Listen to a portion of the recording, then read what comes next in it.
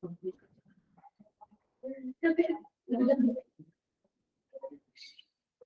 Assalamualaikum warahmatullahi wabarakatuh. Gimana kemarin UTS-nya? Nggak susah kan ya?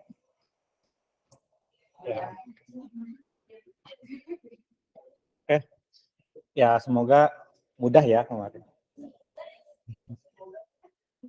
Ya harapannya sebenarnya nggak terlalu sulit juga.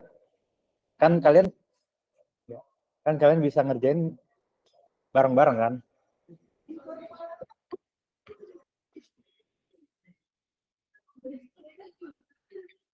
Oke, pada pembahasan kali ini yang akan saya bahas yaitu untuk UAS ya. Untuk UAS ya langsung.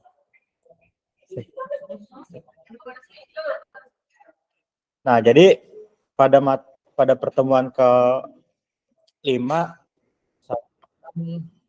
sudah saya bahas tentang UML atau Unified Model Language.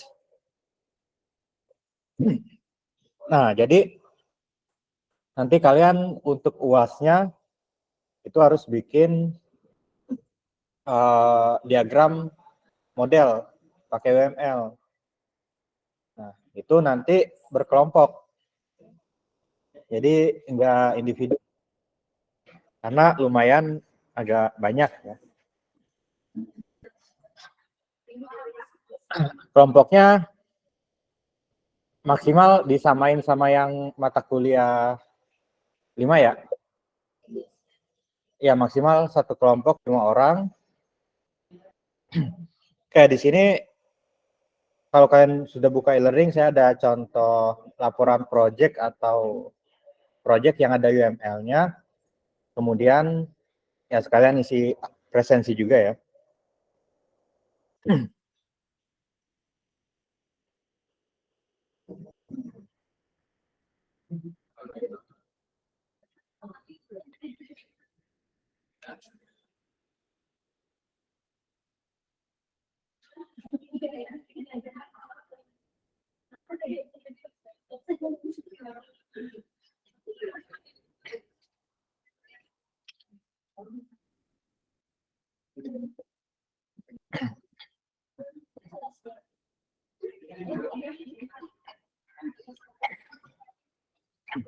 Oke, jadi berhubung materi UML sudah pernah dibahas, jadi sekarang pembahasan untuk nanti UAS ya. Oke. Nah, di sini ini ada project atau laporan project yang pernah saya buat, yaitu lingkupnya di sini dalam pembuatan aplikasi pembiayaan di sebuah baitul mal atau koperasi. Ya, nanti kalian bisa baca-baca dulu, tapi enggak semuanya harus dibuat ya. Kan di sini banyak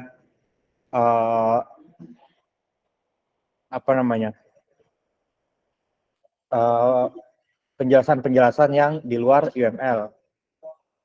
Oke. Jadi untuk UASnya nanti kalian harus bikin pertama kelompok, kemudian kedua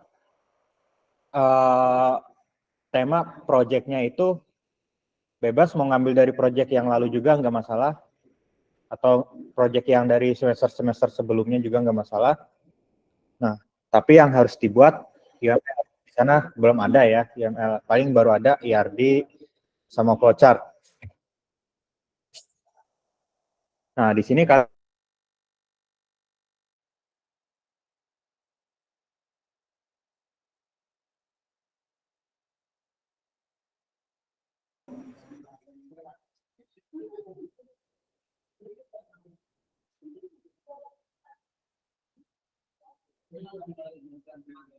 kayak di sini nanti kalian ya bisa buat contohnya di aplikasi tersebut ada apa aja atau role-nya apa aja. Nah, di sini contohnya saya bikin ada 3 role khusus untuk admin, manager, sama teller. Ini untuk aplikasi pembiayaan di Baitul Mal. Oke, kemudian di sini ada juga di admin, dia bisa ngapain aja buat deskripsinya gitu. Admin bisa ngapain aja. Kemudian manajer dia bisa ngapain aja. Manajer lebih sedikit, dia hanya melihat data atau verifikasi ya. Kemudian kalau teller, ya dia masukin data storan, lihat sama cetak jurnal, cetak data akad, ya data storan juga.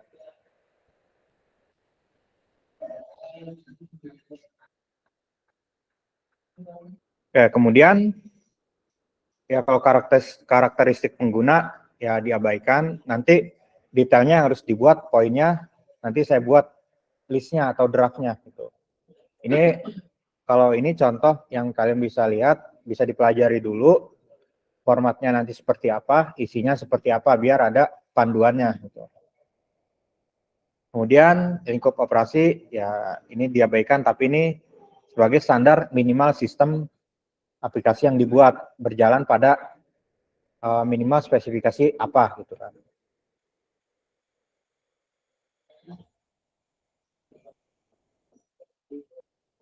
Oke, pertama, nah kalau kita bikin project, kita harus bikin adanya ERD atau database diagram kan gitu. Di project sebelumnya ya kalian buat aja. Misalnya belum ada, kan kalian banyak nih presentasi project ya. Misalnya ada 2 atau 3 kali gitu yang berkelompok. Nah itu bisa dibuat nih tabel atau yang project aplikasi yang kemarin tuh yang Laravel ya. Nah itu ambil aja dari situ temanya gitu kan. Kan udah ada struktur database-nya. Tinggal di rapihkan aja gitu kan. Atau mau dibuat lebih bagus lagi, nggak masalah. Sama ERD harus ada relasinya kayak gini ya. Dia relasinya dari mana ke mana gitu kan. Tabelnya gitu. Hah? Bikinnya di MySQL bisa bikin relasi. Iya, PHP adminnya. Ada tabel kan ada tab relasi. Nah, itu dibuat aja kan biasanya ada kita bikin foreign key-nya ya. Atau misalnya di tabel user, ada ID user. Nah, kemudian di tabel akad. Nah, di sini pasti ada parameter atau field user. Nah, ini ya field user atau ID user. Nah, ini relasinya ke tabel user gitu. Jadi foreign key-nya ini, primary key-nya yang atas gitu. Ya bikin relasinya gitu. Ini sebenarnya ya wajib kita harus bikin relasi. Karena untuk pembacaan datanya tabelnya ini kemana hubungannya gitu.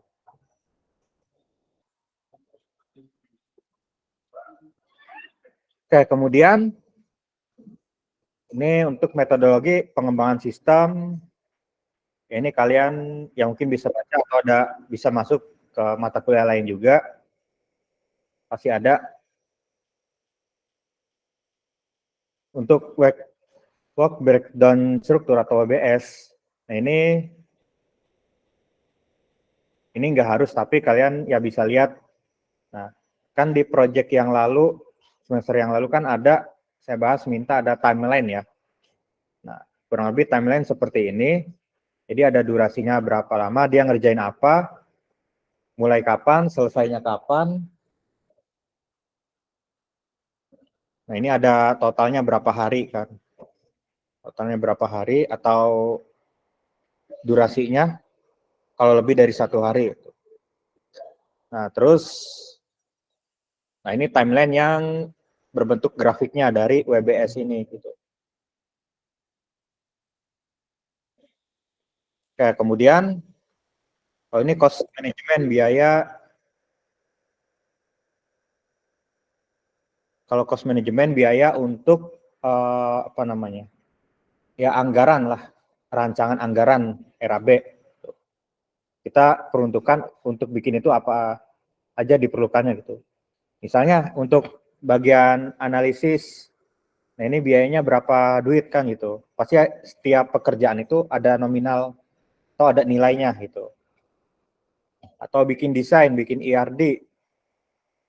Nah, ini berapa nilainya gitu kan. Ini sebagai contoh gambaran aja untuk cost management analysis. Kemudian ini manajemen kualitas, manajemen resiko. Nah, ini mulai tahap perancangan UML. Nah, dari aplikasi yang saya buat itu tentang di koperasi pembiayaan akad mudharabah. Nah, kalau yang mungkin pernah main ke koperasi atau BMT, Baitul Mal, pasti yang nggak asing. Atau mungkin ada yang pernah dengar akad ijarah, akad wadiah kan gitu. Terus murabahah, nah itu bikin sistem kurang lebih untuk koperasi itu. Dia akad-akad dengan basis syariah. Nah, ini bikin use case diagram. Bikin use case diagramnya di sini ada admin. Nah, admin dia bisa ngapain aja? Dia bisa login. Nah, login itu udah termasuk validasi. Terus dia bisa ngapain? Nambah user. Terus sampai mencetak atau lihat detail user. Nah, ini include. Nah, kalau extend, misal kita ngubah data user, kita udah pasti mencari data usernya. Di sini ada, makanya ada extend. Atau kadang kalau udah kelihatan datanya di awal misalnya, ya udah langsung diklik. Kalau misalnya belum, dia mencari dulu. Jadi ada opsional gitu kan. Nah, kemudian ini data audit atau log aktivitas. Jadi misalnya user login, datanya kecatat.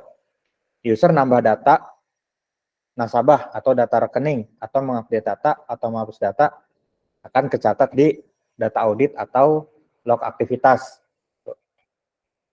Ini admin. Nah, kemudian ini manager. Kemudian ini teller.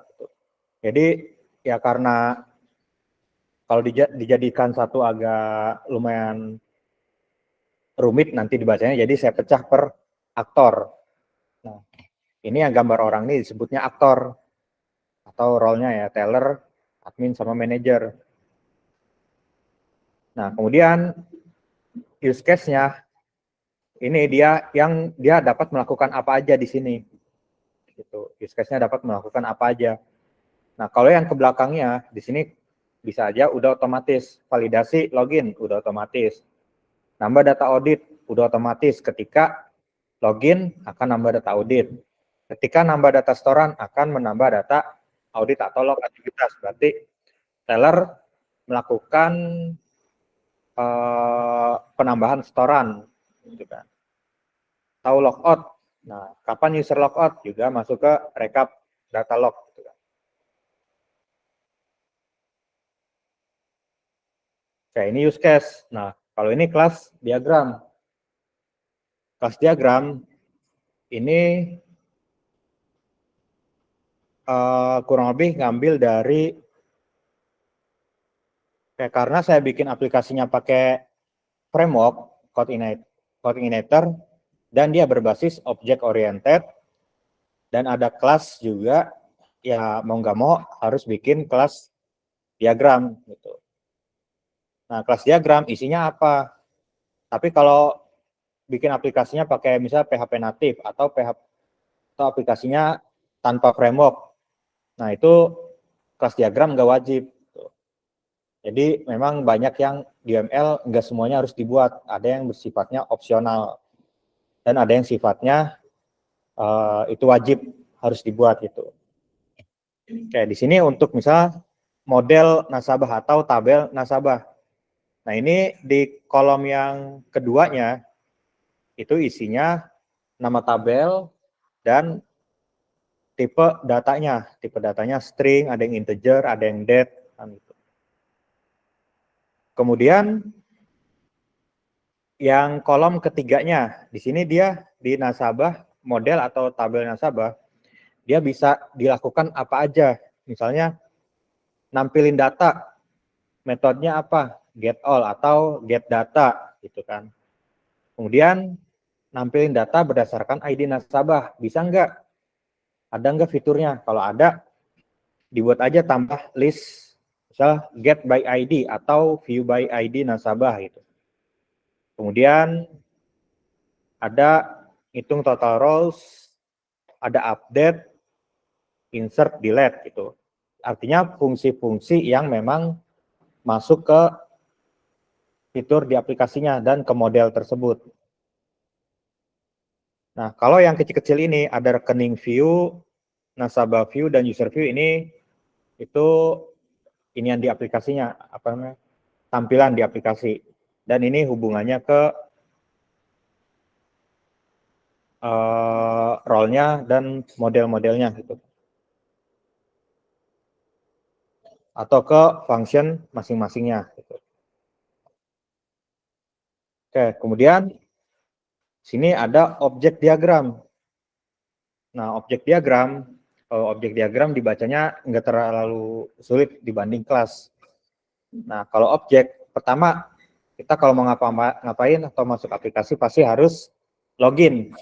Nah, di sini ada login kan. Login, kemudian ini ada login sebagai admin, manager, dan teller. Oke, yang pertama sebagai admin, dia bisa ngapain nih? Di nasabah, misalnya nambahin data. Kita di sini contohnya untuk nambahin data aja. Misalnya. Di admin bisa nambahin data nasabah. Nah, di sini ada kolom dan parameter isinya. Ya, dan ini parameter isinya ya. Nah, kemudian dari nasabah dibikinlah di sini ada mana ya rekening. Dibikin rekening nih. Bikin rekening, kemudian bikin akad. Ya kalau teller dia kan nggak ke ini ya. Dia teller hanya ke lihat akad, jurnal, sama storan. Nah, udah itu dia kalau teller ya, 3. Nah, kalau manajer dia nasabah, akad, user, jurnal kayaknya masuk rekening sama rekening ya. Nah, ini artinya gambaran atau alur user bisa ngapain aja di model tersebut kan itu.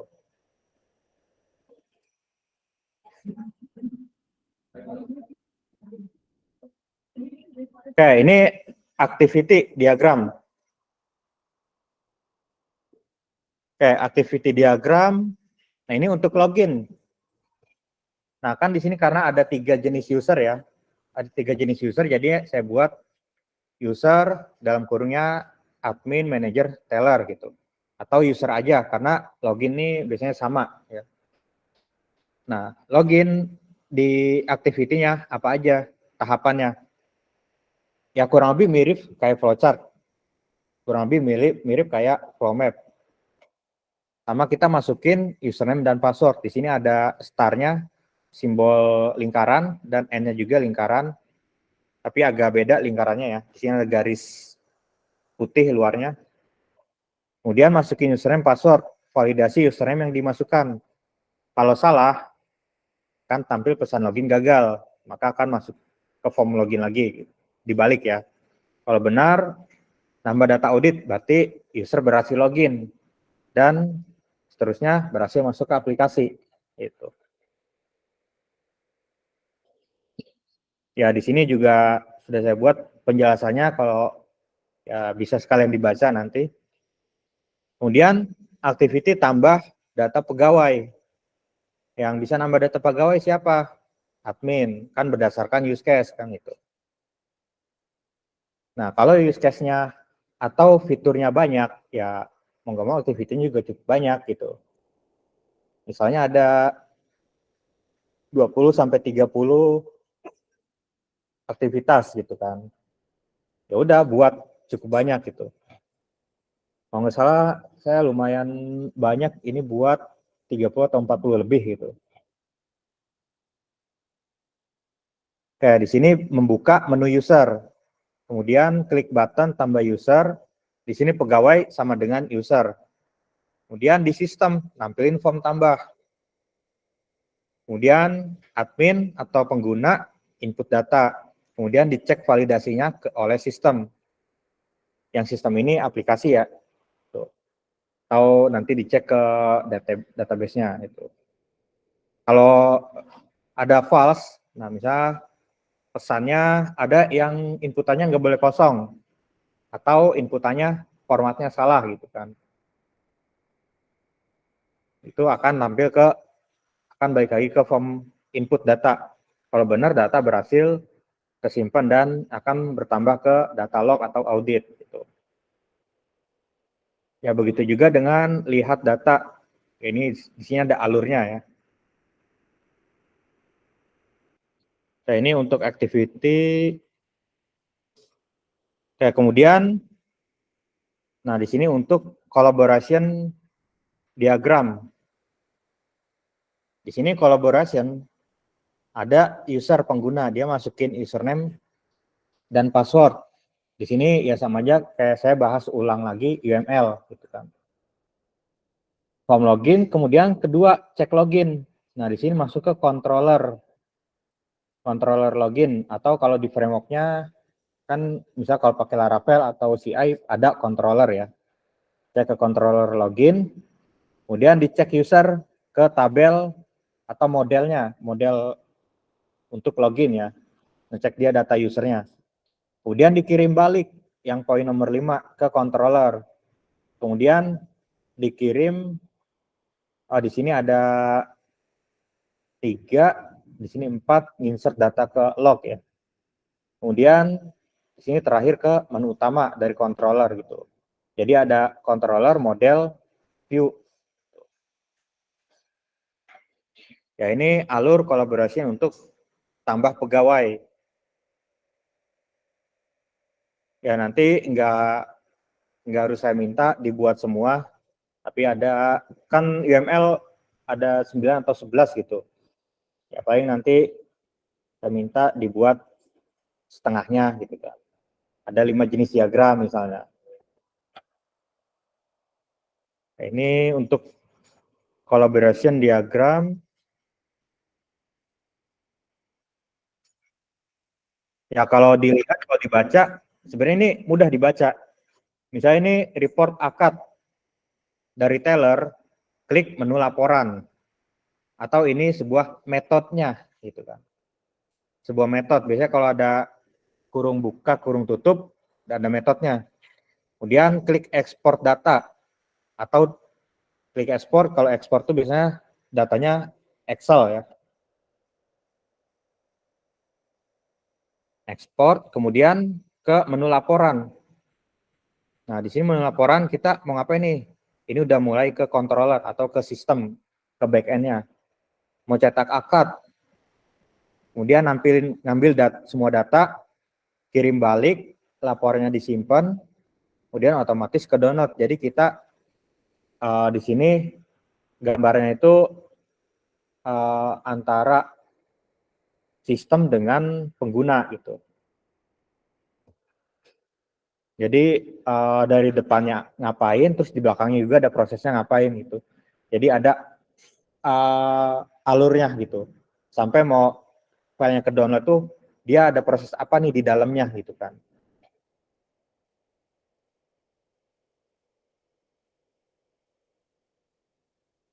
Kalau untuk yang ini enggak, ini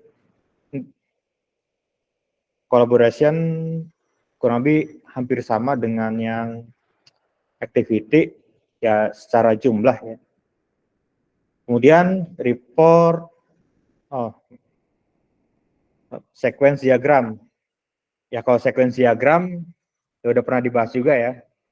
Di sini per action atau per fitur kan itu. Misalnya login. Nah, kalau untuk login di sini penggunanya misalnya user kan. Ya udah user aja. Ini bisa admin, bisa teller, bisa manager. Dia ngapain nih?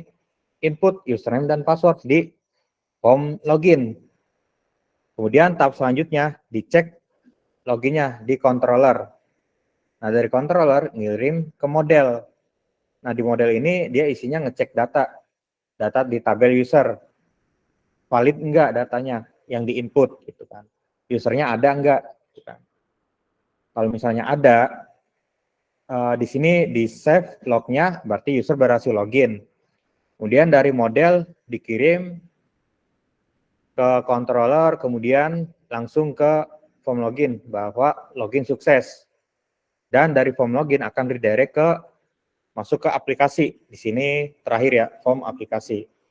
Jadi tetap di sini ada tahapannya gitu.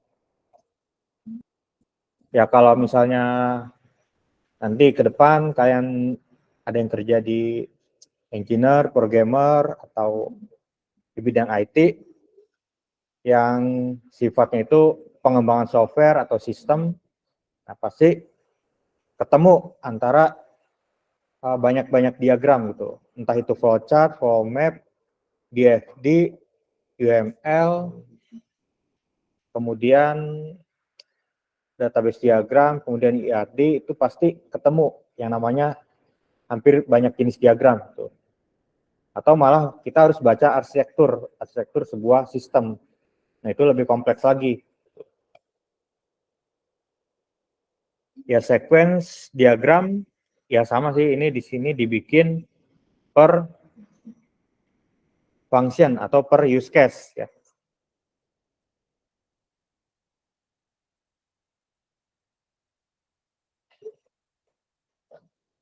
Nah, kemudian ada state chart. Nah, di sini state chart diagram ya kurang lebih mirip kayak flowchart nih, kalau ini lebih mirip kayak flowchart. Misalnya di sini ada login. Kemudian kalau username-nya nggak valid, username password-nya nggak valid, maka akan login gagal, langsung selesai. Nah, kemudian kalau login dia valid, login berhasil. Nah, login berhasil, di sini ada logout, ya selesai gitu. Artinya login berhasil, dia langsung masuk ke aplikasi. Ya udah, kemudian langsung saya di sini saya langsung bikin ada 2 function, jadi login sama logout jadi satu gitu. Ya harusnya di sini ada login berhasil, kemudian masuk ke menu utama aplikasi gitu kan. Langsung baru end gitu. Oke, kalau untuk yang state chart sebenarnya nggak banyak, dia lebih ke kondisi login, kemudian pengajuan, di sini pengajuan akad, misalnya dicek nasabah status rekeningnya aktif atau enggak. Kalau aktif, akad bisa diajukan gitu. Berarti emang ya dia ada saldo aktif dan ya memang ya sering digunakan walaupun misal rutin atau enggak rutin kan. Di sini misalnya ada pasif atau tidak aktif. Ini enggak dapat diajukan, ya mau enggak mau nasabahnya harus mengaktifkan kembali misalnya rekeningnya gitu kan. Biasanya kalau di bank juga kan berapa bulan enggak ada transaksi atau apa jadi pasif pertama, baru nanti jadi enggak aktif. Kemudian setelah diajukan, data akadnya belum diverifikasi, artinya belum disetujui. Nah, ini kan baru pengajuan. Nah, setelah pengajuan baru masuk ke verifikasi.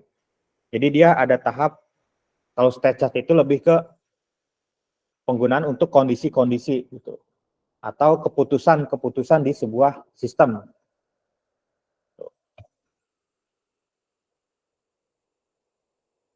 Kemudian tadi verifikasi, di sini pengecekan status transaksi. Kalau state chart ya nggak banyak dia karena memang hanya berhubung ke keputusan di dalam aplikasi itu. Di aplikasi ada nggak? Misalnya untuk login pasti ada, harus buat. Kemudian verifikasi atau pengambilan sebuah keputusan kan gitu. Antara ditolak atau diterima kan gitu. Itu masuk ke dalam diagram state chart nanti harus dibuat. Kemudian komponen diagram. Kalau komponen diagram di sini saya buat ya simpel sih. Aplikasi di sini ada aplikasi, kemudian Microsoft Excel, terhubung ke Microsoft Excel karena ada ekspor laporan berbentuk formatnya Excel.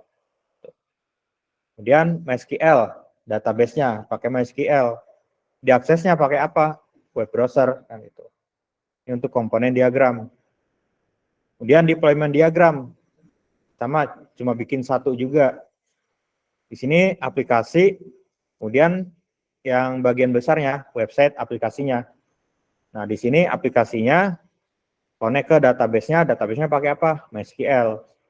Dan ini untuk exporting datanya atau download datanya ekstensinya pakai Excel. Itu tadi untuk yang YML-nya ya. Itu juga saya nggak bikin, kayaknya lebih dari 5 deh, ada mungkin 7 atau 9 kayaknya. Hampir dibikin semua kayaknya itu tadi.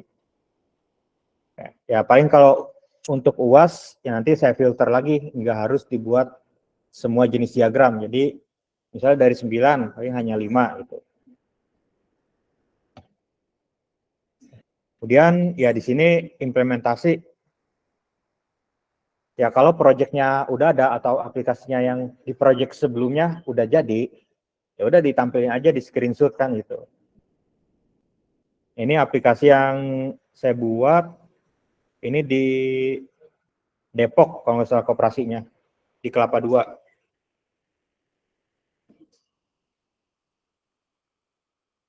Kayak ini tampilan, kurang lebih tampilan aplikasinya standar ya, nggak banyak template-nya macam-macam, jadi template-nya bikin sendiri, kayak untuk tampilan menu, datanya gitu. Ini untuk form create-nya kurang lebih kayak gini. Nah, ini untuk memasukkan data nasabah ya. Di sini cukup banyak inputannya.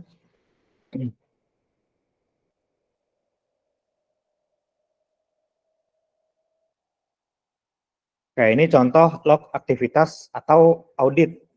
Nah, kita kalau bikin aplikasi wajib ada ini sebenarnya.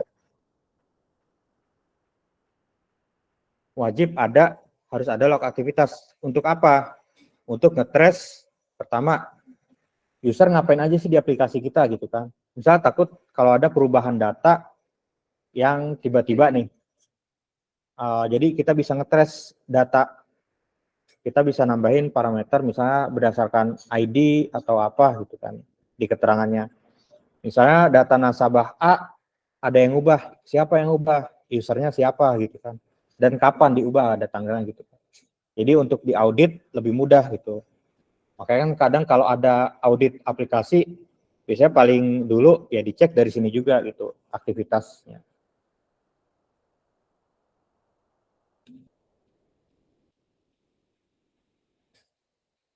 Kayak ini jurnal ya, jurnal umum. Kayak kurang lebih gambarannya kayak tadi ya. Oke, jadi poin utamanya untuk UAS ya kalian buat kelompok maksimal 5 ya.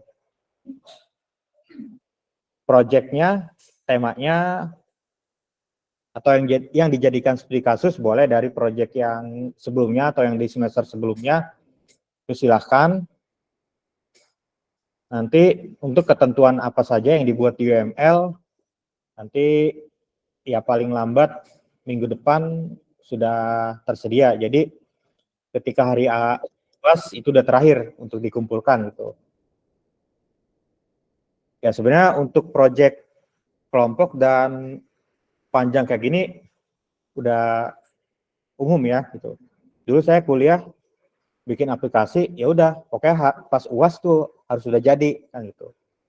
Kalau nggak jadi ngulang gitu kan. Pokoknya udah kayak gitu. Pokoknya kalau sifatnya ya ada sedikit praktikum atau apa, ya memang agak panjang prosesnya dibanding kita hanya ngisi berdasarkan ya misalnya pilihan ganda atau esai. Ya kalau menurut saya kurang ini ya, kurang efektif. Jadi kita nggak ada latihannya gitu. Ya walaupun tanpa sadar, ya kalian ada latihan, nyoba gitu kan, bikin kayak gimana.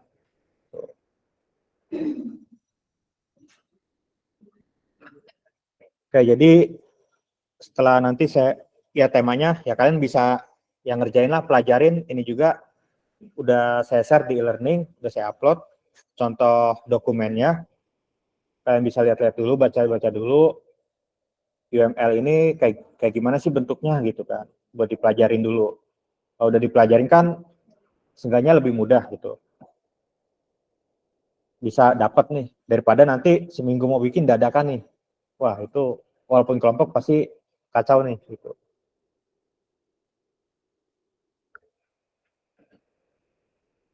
Oke, iya, Agus. Selamat malam, Pak. Iya, malam. Saya mau bertanya mengenai pembelajaran hari ini, Pak. Iya. Jadi untuk buat dokumen proyek ini otomatis kita harus bikin aplikasinya dulu ya, Pak? Tidak harus bikin aplikasi. Kalau kan kalian di semester sebelumnya kan udah sempat bikin beberapa project ya. Nah, itu paling tinggal dibuat paling sederhananya IRD. IRD pasti udah ada ya. Sama paling fiturnya sama usernya bisa ngapain aja. Nah, minimal itu. Jadi nggak harus bikin aplikasi. Saya lihat kalau yang tadi saya lihat ini apa screenshotan interface-nya gitu. Iya, kalau aplikasinya udah jadi atau udah ada sebelumnya, dimasukkan aja gitu, nggak apa-apa. Kalau nggak ada, ini aplikasi nggak wajib ya. Aplikasi nggak wajib dibuat. Jadi yang wajib dibuat itu justru diagramnya, diagram si UML-nya gitu, rancangannya.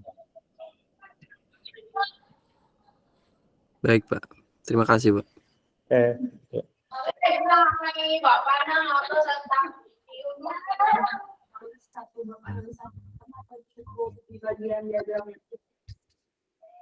Kalau itu, kalau biasanya tugas akhir atau laporan proyek atau skripsi, biasanya pada bab pembahasan atau analisa sistem.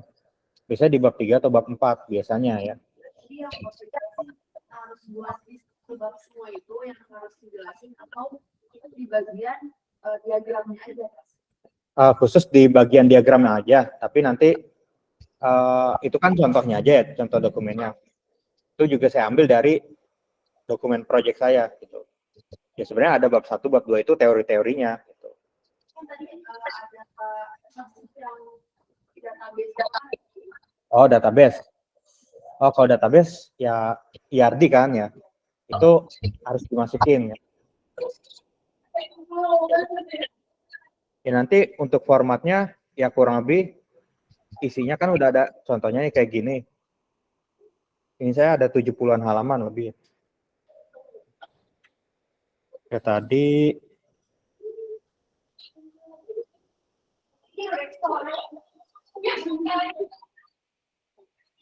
yang ini ya. Kayak yang ini gimana? Ya itu lagi dimasukin kan nggak masuk diagram gitu. Oke, kan tadi minimal kan aplikasi kan nggak wajib. Jadi UML udah pasti, IRD ya kalau bisa wajib kan dibuat. Nanti saya atau kalau enggak kalian buat si fiturnya ini bisa apa aja sama aktornya bisa ngapain aja kan gitu. Ya nanti saya bikin formatnya atau deskripsinya. Atau kalau enggak ya langsung aja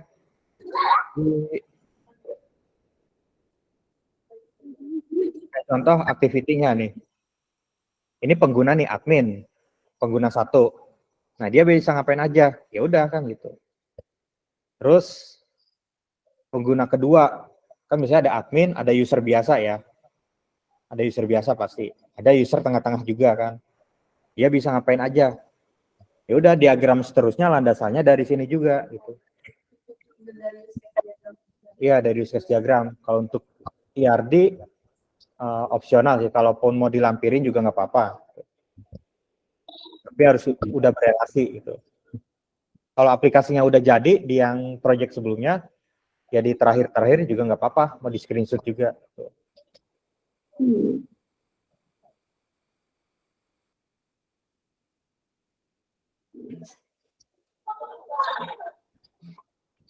Ya, untuk bikin diagram juga, kalau di sini saya pakai software, ini ada Astah Community. Ya kalau ya pengen lebih enaknya, ya pakai Draw.io juga ada. Dia ada tab UML. Nah, tab UML itu kan bisa simbol-simbol yang memang dipakai untuk UML gitu. Gak apa-apa pakai Draw.io juga gitu. Nanti tinggal di per masing-masing ini di screenshot, per masing-masing diagram screenshot baru dimasukin ke Word-nya gitu. Oke, Ana ya. Assalamualaikum. Pak, maaf mau bertanya. Waalaikumsalam. Kan di situ nggak disuruh buat aplikasi ya, Pak? Iya, Berarti cuma buat diagramnya aja gitu. Dilihat dari yang kemarin-kemarin gitu kan, Pak? iya. Nah, itu diagramnya dibuat kayak laporan gitu apa gimana, Pak? Yang pasti nanti dibuat kayak laporan. Pertama, nanti saya buat ketentuannya maksimal sampai minggu depan udah ada yang harus dibuat apa aja. Yang pasti harus ada cover. Ya covernya itu pasti ada judul project atau judul aplikasinya gitu kan. Misalnya penerapan UML pada aplikasi A misalnya gitu. Kemudian nama kelompoknya siapa, nah baru urutan susunannya mulai dari misalnya penjelasan singkat aplikasinya tentang apa gitu. Baru pertama itu activity use case diagram. Nah, baru nanti seterusnya gitu. Jadi nanti saya buat formatnya harus ada apa aja gitu. Tapi itu yang tadi contoh, ya kurang lebih contohnya kayak gitulah nanti. Mirip-mirip. Iya, Pak. Eh, kalau misalkan programnya kayak bukan berbentuk aplikasi, cuma kayak perancangan gitu, Pak, kayak yang dulu gitu, Pak. Itu gimana? Nggak apa-apa atau harus sebelumnya udah ada aplikasi gitu? Nggak apa-apa. Kalau misalkan dilihat dari yang kemarin-kemarin gitu. Ya, kalau baru perancangan juga nggak apa-apa. Kan saya ngambil mudahnya ya. Kalian kan di semester sebelumnya, atau 2 semester sebelumnya kan banyak presentasi ya. Banyak presentasi project atau bikin aplikasi. Baik itu dengan saya atau dengan dosen yang lain. Ya itu bisa ambil aja dari sana. Contoh kasus projectnya gitu. Jadi nanti penerapan UML untuk aplikasi pendataan atau untuk aplikasi koperasi gitu kan. Jadi lebih tepatnya kita untuk penerapan UML diagram gitu kan. Jadi itu bisa juga sebuah baru rancangan, bisa juga dari aplikasi yang udah jadi kita buat dokumennya gitu. Jadi nggak harus selalu bikin aplikasi yang baru atau nggak wajib bikin aplikasi. Iya, Pak. Tapi kelompoknya masih tetap yang kemarin, Pak. Nggak Kalau apa-apa. kelompok maksimal 5 itu terserah kalian ya kelompoknya mau berubah Oh iya, atau Pak. juga nggak masalah. Terima kasih, Pak. Ya,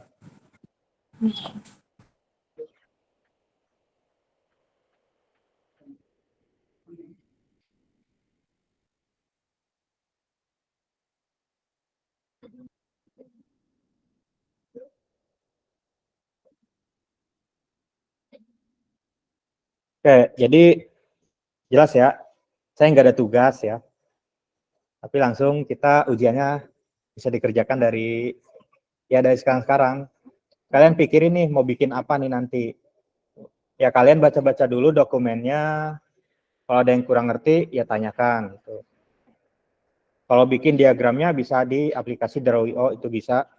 Kan ada tab di pilihan simbol-simbolnya kan ada tab UML. Nah itu tab UML memang simbolnya lebih tepat khusus untuk UML gitu. Kalau tab yang misalnya dia simbolnya yang basic atau flowchart yaitu kalau misalnya mirip ya nggak apa-apa dipakai kan gitu.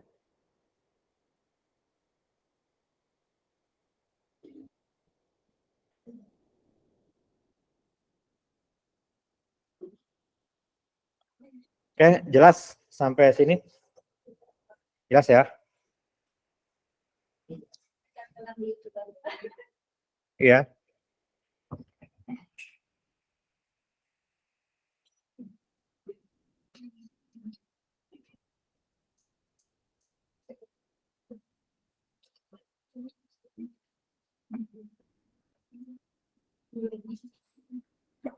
Oke, jangan lupa absen di e-learning juga ya. Ya, Agus, gimana? Iya, Pak, mohon maaf satu kali lagi saya bertanya. Untuk pembelajaran kedepannya Pak, untuk mata kuliah ini berarti kita bahas untuk diagramnya Pak. Iya, lebih Soalnya boleh minta tolong saya tampilkan presentasi yang tadi Pak? yang dari saya ya. Nah, saya kan belum begitu paham nih, ini kenapa misalkan tulisannya ada include, terus ada extend, itu maksudnya kayak gimana, kan saya belum pernah tahu gitu. Apakah kedepannya nanti kita akan belajar live bikin kayak gini bersama Bapak mungkin sebelum UAS? Karena sesekali saya ngikutin dokumen itu nggak tahu maksudnya Pak. Oke, ya, tetap sih untuk pertemuan ke depan sampai hari UAS tetap saya bahas untuk pembuatan diagramnya gitu, per diagram gitu. Oke, kalau untuk include di sini ketika kita login, dia udah termasuk pengecekan untuk validasi login gitu. Atau udah termasuk untuk include di sini ketika login berhasil otomatis nambah data lognya. Kan tadi ada di screenshotnya itu ada user berhasil login kan gitu. Atau atau bisa juga loginnya kita taruh di tengah-tengah. Nah, ketika kita mencari data user atau ingin menambah data user misalnya. Nah, di sini include-nya harus termasuk login gitu. Jadi include itu wajib misalnya kalau login harus ada validasi. Atau kalau mau nambah data include-nya harus login gitu. Kalau nggak login ya kan nggak bisa. Tuh, harus ada aksesnya. Kalau extend dia tambahan. Misalnya kalau di sini kan ada melihat data nasabah. Misalnya ingin melihat data nasabah, kita bisa mencari data nasabahnya, bisa juga enggak. Nah, mencari itu karena apa? Karena misalnya datanya udah ada ribuan atau ratusan, otomatis kita pakai fitur search kan gitu.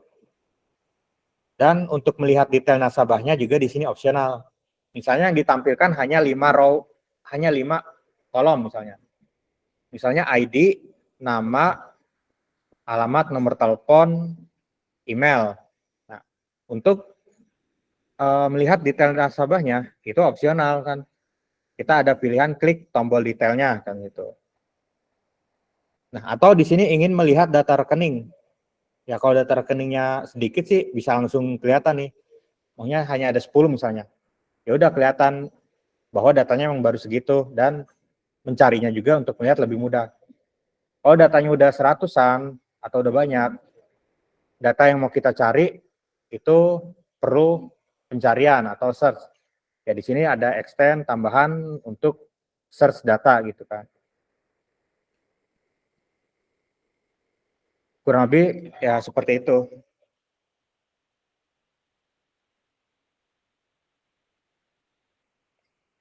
Untuk garis itu Pak yang masuknya dari manajer ke login misalkan itu kan nggak ada panah. Terus saya lihat di diagram yang lain misalkan ada panah. Itu panah tersendiri ada maknanya juga nggak Pak? Iya, kalau dari aktor ke use case-nya di sini emang nggak ada panahnya. Dia polos ya, hanya garis aja. Nah, kalau kayak ke validasi karena emang dia include dan simbol garisnya memang ada panahnya, ya berarti emang ada panahnya. Berarti dari login ya include ke validasi kan gitu. Artinya dari use case login dia ada kewajiban atau include kemana gitu. Ada arahnya gitu kan. Kalau dari aktor manajernya ke use case yang banyak ini dari login yang sejajar ini itu emang nggak pakai panah, hanya garis lurus aja. memang simbol garisnya seperti itu. Kalau extend sama include dia memang ada panahnya. Kalau untuk yang diagram yang lain, ya kayak ini misalnya seperti activity diagram, ya dia tetap ada panah karena untuk mengetahui dia kemana nih kan gitu alurnya. Dia mirip seperti flowchart gitu. Ada kondisi juga kan, ada diamond kondisi untuk true false-nya ya tidak gitu kan. Atau bisa dibilang mirip dengan flow map kalau pernah lihat flow map. Ya kurang lebih seperti itu. Ya kedepannya ya sambil saya demokan juga pembuatan diagramnya dengan studi kasus yang berbeda juga. Terima kasih banyak, Pak. Oke. Oke, yang lain apakah ada lagi atau sudah cukup?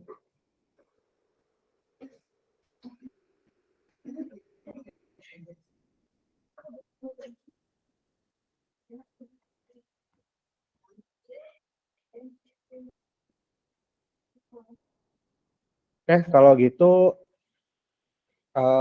bisa saya tutup ya perkuliahan pada malam hari ini. Oke, siap-siap ya, kita UASnya panjang juga nih. UASnya panjang ya. UASnya kapan ya? Januari. Wah, hampir 2 bulan. Cukup ya? Cukup sih, kan kelompok juga kan.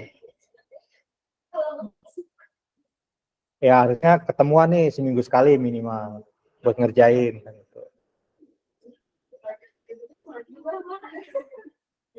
Seenggaknya ada progres sejam 2 jam ngerjain lah.